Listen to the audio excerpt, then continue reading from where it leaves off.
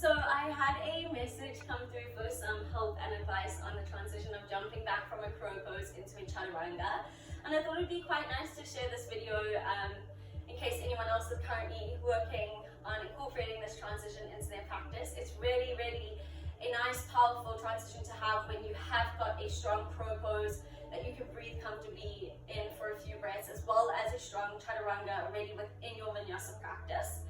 And yeah, so I'm just going to share how I do it, any tips and advice and what it looks like with you, and yeah, let's take it from there. So just before you do this, making sure that you have warmed up those wrists. When we're in our crow pose, all the weight of our body is distributed in the hands and on those wrists, so you just want to give them some love and make sure they're warm. And then obviously with anything in our practice, the more we connected we are to breath and body, the better the experience is going to be. So just making sure that you have warmed up and come to your practice fully.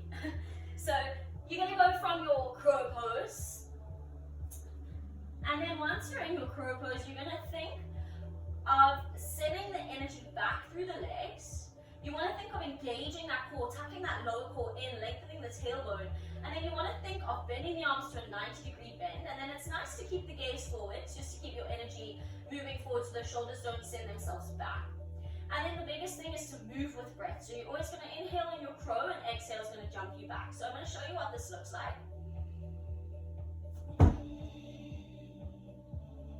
And then if you're incorporating it in a vinyasa practice, continuing through your up dog, down dog, or any other variation of your vinyasa.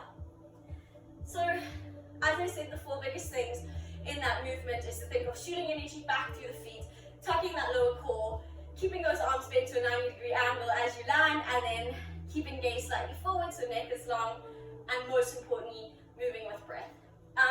It sounds so obvious, but the biggest piece of advice I can give you for this transition is not to overthink it. There's not that much that can go wrong here. There are two things you want to avoid. Not really two things you want to avoid. There's one thing you want to avoid, and that's jumping into the lower spine. And I'm going to show you how that normally happens now.